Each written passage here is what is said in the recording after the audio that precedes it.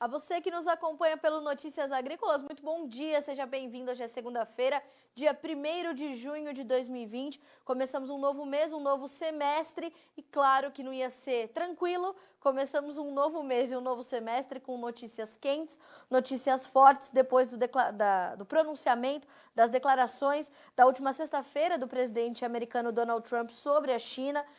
Alguns posicionamentos bastante duros, bastante severos. A China, claro, trouxe uma resposta aos americanos, né? E já pediu que as suas estatais, as suas empresas estatais, parem de fazer compras ou suspendam suas compras de soja e carne suína dos americanos. Com isso, é claro, as reações para o mercado vão chegar não só para o mercado americano, mas também para o mercado brasileiro e para podermos entendê-las. Portanto, a gente conversa agora com o Marcos Araújo, analista de mercado da Agriinvest Commodities, que já está conosco nesta manhã de hoje. Marcos, muito bom dia para você, seja bem-vindo. Começamos a semana, o mês e o semestre com tudo, né, Marcos? Olá, bom dia a todos, um prazer falar com vocês novamente. Pois é, junho começa aí com o aumento das tensões e também do clima nos Estados Unidos, né? Então temos aí um mês que promete volatilidade nas próximas semanas. Marcos, primeiro vamos entender como é que chega o que significa efetivamente esse pedido da China que realmente as suas estatais não façam essas compras e o que isso significa efetivamente para o mercado americano neste momento.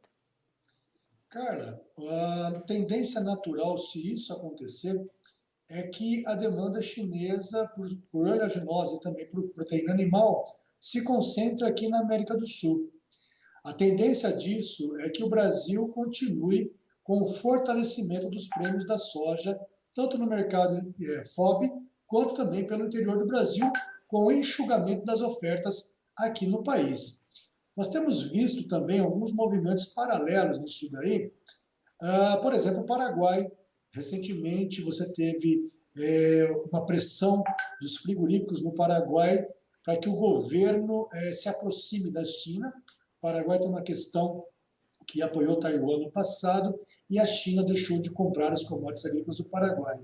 Então, se a China vier concentrar a demanda para cá, nós devemos sim ter um reflexo da menor demanda por soja norte-americana, maior oferta, o que vai ter uma continuidade de pressões negativas sobre o preço da soja na cotação de Chicago, uma vez que esta reflete a realidade americana, Carla. Agora, Marcos, nós temos soja para atender os chineses no momento em que eles pedem para que não se compre nos Estados Unidos. A gente tem oferta para atender esse mercado e essa demanda chinesa, que a gente sabe que até o final de 2020 ainda é bastante robusta, para que eles estejam adequadamente abastecidos?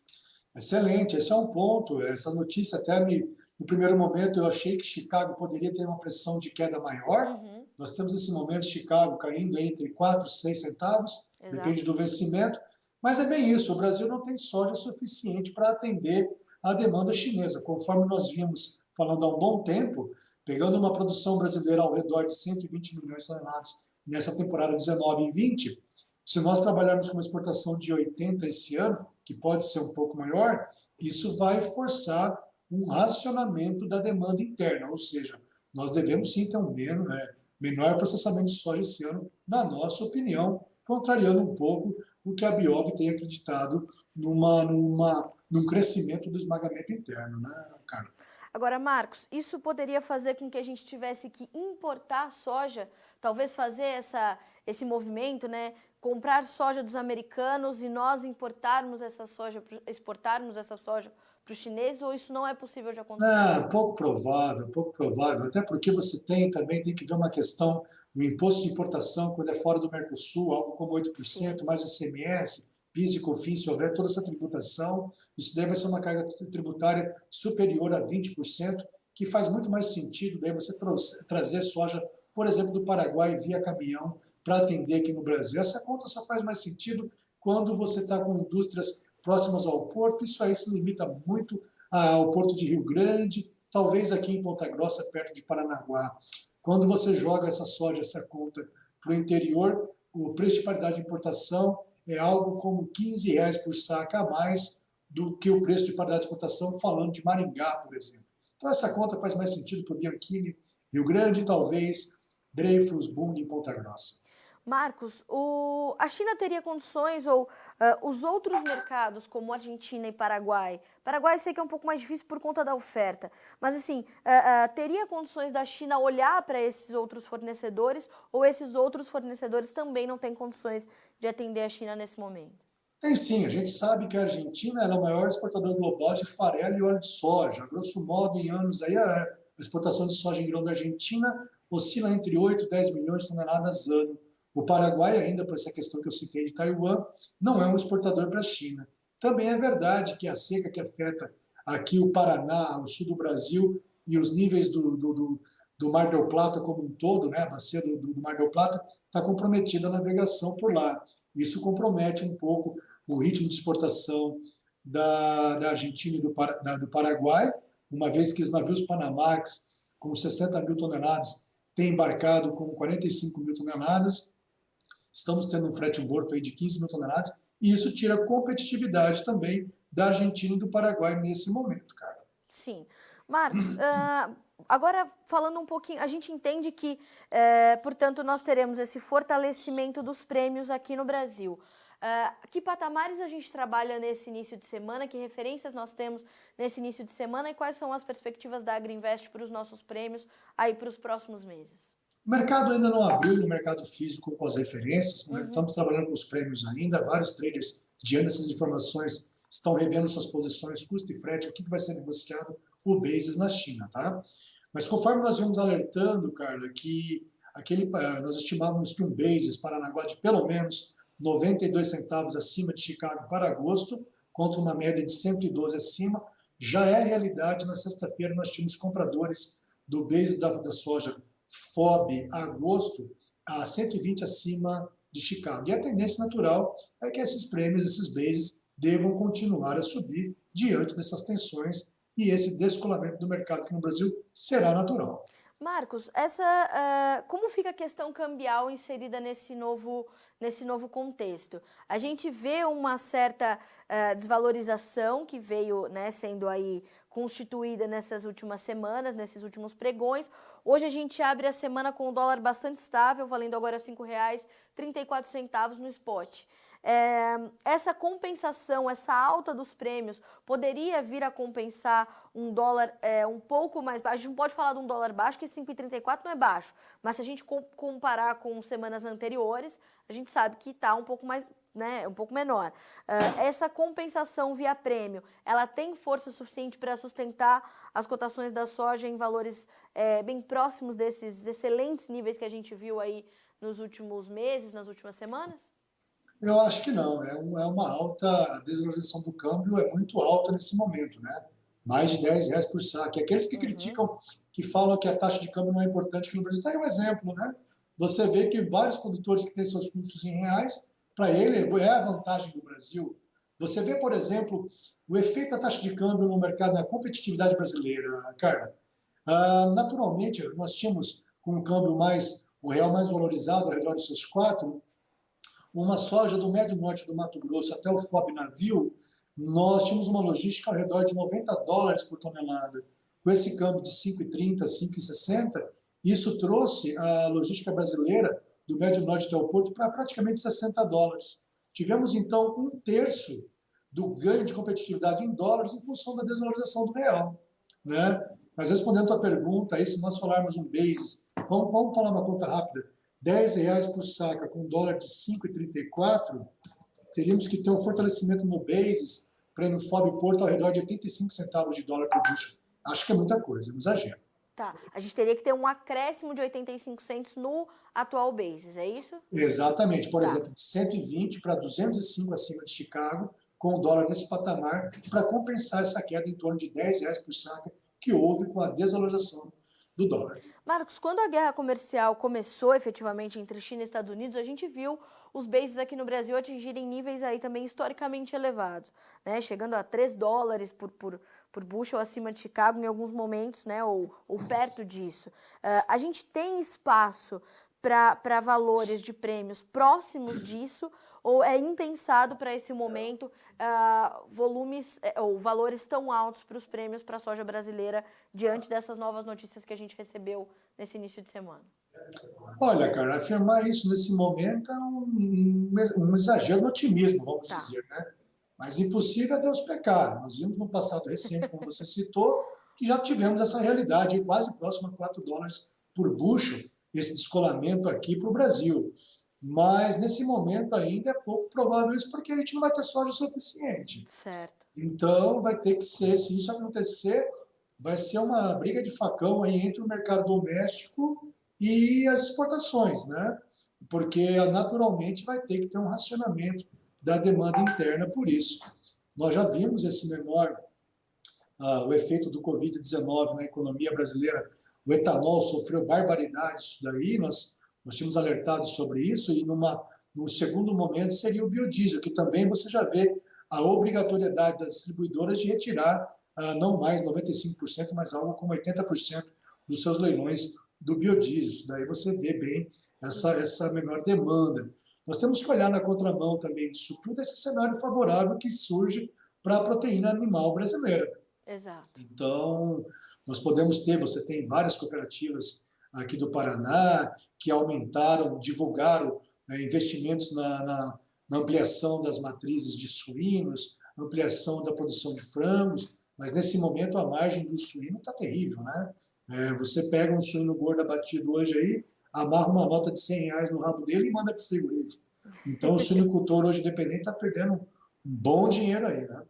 Marcos, como fica o que você espera, né? Como que a Agrinvest vê esse mercado interno daqui para frente? Temos aí custos de produção, como você falou, elevados para os granjeiros e temos essa possibilidade, essa condição de margens apertadas, né? Mas temos também a possibilidade de exportarmos mais, estamos exportando bem, mas tudo isso deve manter, portanto, os custos de produção elevados aqui no Brasil, com essa escassez de produto que vai ser disputada aí, essa pouca oferta vai ser disputada aí entre mercado interno e mercado exportador? Sim, você fala o custo de produção dos granjeiros ou do sojicultor? Desculpa. Não, não, dos granjeiros. Bom, nós temos esse momento, eu acho que isso daí vai passar, é uma questão, a suinocultura tem esses altos e baixos aí, momentos que fica no vermelho, mas 2019 foi um excelente ano para o setor de carnes no Brasil, o pessoal recuperou lucros de anos anteriores, eu acho que é um cenário favorável, sim, para a proteína animal brasileira, né? Nós temos que cada vez mais fazer o nosso dever de casa, no sentido de ganhar credibilidade, confiança do mercado em relação às questões sanitárias, né? Isso tudo aí é importantíssimo para que a gente não fique mais com a credibilidade abalada, né? Então, se nós fizermos esse dever de casa aí, as instituições que representam essas indústrias, eu acredito que é um cenário favorável para essa indústria do Brasil. Tá. Marcos, uma outra pergunta. Agora olhando um pouco mais para o mercado internacional, para a Bolsa de Chicago. Como a gente comentou no início da entrevista, a reação do mercado não foi tão agressiva quanto poderia ser diante de uma notícia dessa, diante de estoques elevados que têm os americanos, diante de uma conhecida ausência da demanda chinesa por lá. Por que o mercado não reage mais agressivamente a essa informação? Carla, a gente sabe, quando você acompanha o quadro de oferta e demanda, eu acredito nesse momento que as quedas não são maiores em Chicago, devido a essa incapacidade do Brasil ser um fornecedor pleno de soja nessa temporada para a China. Então, em algum momento, eles vão ter que estar comprando a soja norte-americana. Eu acredito porque você também tem uma limitação do próprio Paraguai e da própria Argentina. O Paraguai normalmente exporta lá em torno de 5 milhões de toneladas e a Argentina entre 8 e 10, né? A Argentina é grande exportador, como eu disse, de farelo e óleo de soja, complexo. Então, nós temos um excedente de produção de oleaginosa da safra anterior nos Estados Unidos e agora também toda uma safra nova que está sendo plantada, mais de 50% plantada já, que nesse momento nós temos um clima ok para os Estados Unidos, com algum aumento de temperatura para a região do Delta, mas que tradicionalmente na segunda quinzena de junho, a primeira semana de julho, momentos de prêmio climático, nós temos os melhores momentos em Chicago para estar olhando a fixação de preço futuro, né? Tá. Marcos, toda essa situação vai aumentar a demanda dos chineses pela soja 2021 do Brasil, que já está forte. mas pode fazer crescer essa demanda para a soja 2021 e a gente pode ver um reaquecimento aí do ritmo de vendas para a nova safra brasileira antecipadamente? Podemos, a gente já tem um ritmo recorde, né? Muitos Exato. produtores aproveitaram essas relações de troca que estavam excelentes, muitas matérias-primas nos menores níveis dos últimos 5 anos, e a condição do câmbio futuro proporcionava uma excelente troca para os sojicultores. O reflexo disso daí foi esse movimento. Agora, se o dólar ficar nesse patamar, nós sabemos que as principais forças que movimentam o prêmio aqui no Brasil é a oferta e demanda, a taxa de câmbio e a curva de preço dos contratos futuros de Chicago. Então, se Chicago ficar nesse patamar de preço que não é atraente, não é empolgante para o produtor brasileiro, e se porventura o câmbio não tiver um novo rally, então é natural que ocorra essa maior demanda pela soja brasileira e os preços devam aumentar via bases, via o fortalecimento desse prêmio. Então, se a China tiver firmeza nessa sua postura de concentrar suas compras aqui no Brasil, para a safra que vem, então eles devem abrir a caixa de ferramenta e pagar mais caro pelo prêmio do Brasil para atrair, trazer o sojicultor brasileiro para venda. Isso tem que ser via base, se o mercado via câmbio não subir, né? Dessa forma, Marcos, para a gente concluir, orientação para o produtor brasileiro, foco total e completo nos prêmios e no andamento desses valores para essa semana, é isso que a gente tem que dar de dica, de orientação para o produtor agora? Nossa recomendação para os produtores, nós da consultoria, é que eles não tentem adivinhar o mercado, é um momento difícil, de grande volatilidade para o câmbio. Se fez as compras dos insumos em reais, não deixe de fazer vendas futuras da soja também em reais. Observe suas relações de compra, que estão interessantes. Custo de produção da soja em sacas deve ficar em torno de 3 sacas a menos que na temporada anterior, porque realmente, se nós fizermos a compra dos insumos em reais e esperar para que o câmbio ou o basis, o prêmio, se fortaleça, a gente pode perder um bom dinheiro. Mas, respondendo a tua pergunta, o cenário, diante desse cenário, a expectativa sim é que ocorra um fortalecimento dos prêmios aqui no Brasil diante desses pontos que eu comentei anteriormente. Ou seja, quem não vendeu ainda, quem está esperando para entrar no mercado, observa mais um pouquinho e aí começa a participar, Marcos? Sem dúvida, independente, eu estava fazendo uma conta sexta-feira com os clientes de consultoria que a gente atende, cara. Depende da produtividade de cada região, mas tem produtores aí que estão tendo uma margem operacional de 80% a 90% para o ano que vem. Isso Tá. tem que vender, tem que vender. A tragédia disso daí, eu estou falando preços em reais, não preços em dólar, porque em dólar está ruim.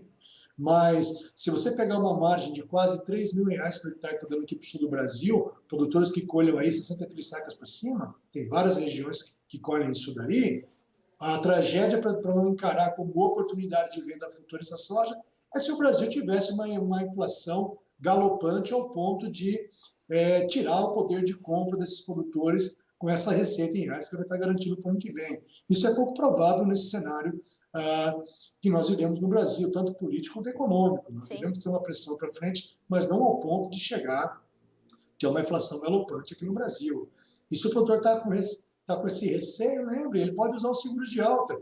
Poxa, fez venda futura, temos uma expectativa de um prêmio climático nos Estados Unidos, compre uma call spread. Vejam vocês quantos produtores cerealistas aí que fizeram esse ano vendas de soja em reais, com dólar futuro a 4,20, e agora chegou no momento de liquidar os seus NDFs 30 de maio, sexta-feira passada agora, o dólar a R$ 1,20 por saca, isso daí foram mais de R$ 15 por saca que o produtor deixou de embolsar. Isso porque, no primeiro momento, achocaram a operação, achocaram fazer um NDF. Sim. E olha aí, e isso também vale para grandes empresas brasileiras, que acreditam muito só na teoria do hedge natural e no fluxo de caixa de exportação, e não faz o seu NDF, não faz a sua proteção. Olha o impacto que está ocorrendo no fluxo de caixa dela e na relação de dívidas também dessas empresas. Isso é muito importante, a gente fazer o nosso dever de casa e não contar apenas com a sorte, né? Ficar assistindo o mercado. Bom, quem quiser saber mais, né, Marcos, pode entrar em contato com a Agriinvest Commodities, que vocês estão aí abertos para responder essas dúvidas do produtor e ajudar em todas essas operações que precisam ser extremamente estruturadas para garantir essas boas margens para o sojicultor de toda a região do Brasil, né? Qualquer região vai ter remuneração se bem operado, né, Marcos? Sim, isso daí a gente está falando numa condição climática favorável, né, cara? É importante a gente Sim. saber, assim, o produtor tem que entender quais são os riscos de uma atividade agrícola, né? Basicamente são quatro: risco climático, operacional, risco de crédito e preço. Então, quando nós falamos das ferramentas de proteção de preço no mercado de derivativos, em bolsa de mercadorias, a gente usa essas ferramentas para você gerenciar seu risco de preço. Aí nós temos o risco climático também, que você tem que ter a prudência. Se você está numa região de instabilidade climática, não é recomendável você vender mais do que 60% a fazer venda futura, porque você tem um risco de quebra de produção, né, cara? Mas você tem regiões Claro. bem estáveis aqui no Brasil que você pode estar garantindo esse patamar, e aí você, dessa parcela de risco, você pode comprar puts, seguro de baixa, que você está garantido, né? O Marcos, o Haroldo, de Dourados, no Mato Grosso do Sul, te manda uma pergunta. Recebo renda de soja, não tenho, portanto, custo de produção. Qual deve ser meu raciocínio sobre venda futura? Abraço para o Haroldo, sou aí pertinho dele, sou de Nova Alvorada do Sul. Haroldo, se eu fosse um arrendatário e recebo saca, tenho uma quantidade de X sacas de soja a receber, você deveria fazer uma conta. Eu, na minha opinião, acredito, te recomendo, você faça uma conta seguinte: qual é o preço justo da soja praticada para o ano que vem, Dourados? Vamos dar um exemplo aqui: R$ 90 a saca. Será que esse preço, R$ 90 a saca, multiplicado pela sua quantidade de sacas que você vai receber, atende a tua demanda? Dá para você viver o ano muito bem, obrigado? Se a tua resposta for sim, então você deve encarar como oportunidade de venda. Maravilha. Deixa eu ver só se... era essa mesmo a pergunta. Marcos, te agradeço muito por começar a semana aí conosco. Extremamente importante e pertinente as suas colocações, como sempre. Uma análise muito Obrigado. completa, muito profunda, como sempre. Muito obrigada. A gente vai continuar monitorando toda essa situação ao longo de toda a semana, sempre com a companhia da Agrinvest. Muito obrigada mais uma vez. Boa semana para ti, bom trabalho, meu amigo. Até a próxima. Até a próxima. Obrigado a todos aí. Uma ótima semana. Vamos lá. Obrigada, Marcos. Até a próxima. Bom, conosco, portanto, Marcos Araújo, analista de mercado da Agrinvest Commodities, nos trazendo informações aí para começarmos a semana. Se você está chegando agora, a gente está aqui tratando dos últimos resultados das relações acirradas entre China e Estados Unidos.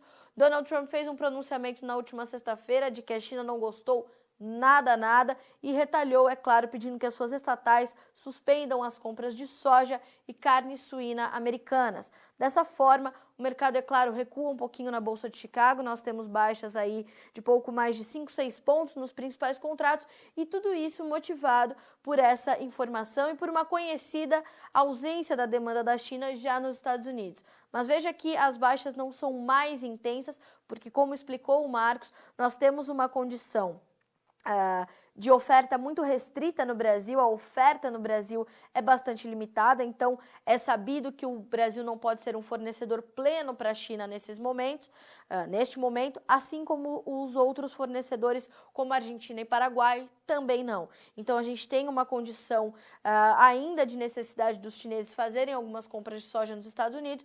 Agora a gente vai precisar entender como isso vai acontecer daqui para frente. Até que isso aconteça e a gente saiba que o Brasil ainda é a principal alternativa da China, a gente pode ter, portanto, o principal reflexo para o mercado brasileiro em primeiro lugar, a continuidade do fortalecimento dos nossos prêmios. Então, nós já temos como referência para agosto, por exemplo, $1,20 acima dos preços praticados na Bolsa de Chicago, $1,20 por bushel, né? E a tendência é de que esses prêmios continuem, portanto, a se valorizar. Na sequência, a gente deve ver também um aumento da já aquecida demanda pela China, da China pela soja 2021 do Brasil. A gente sabe que as nossas vendas antecipadas da safra que vem têm ritmo recorde, e essa demanda pode se aquecer ainda mais diante dessas últimas notícias, dessas últimas medidas, tanto da China quanto dos Estados Unidos. A gente fica por aqui com esse boletim, mas segue a nossa programação para que você seja sempre o produtor rural mais bem informado do Brasil. O mês, o semestre, a semana e o dia estão só começando aqui no Notícias Agrícolas, e fique conosco para você estar sempre com as informações de última hora.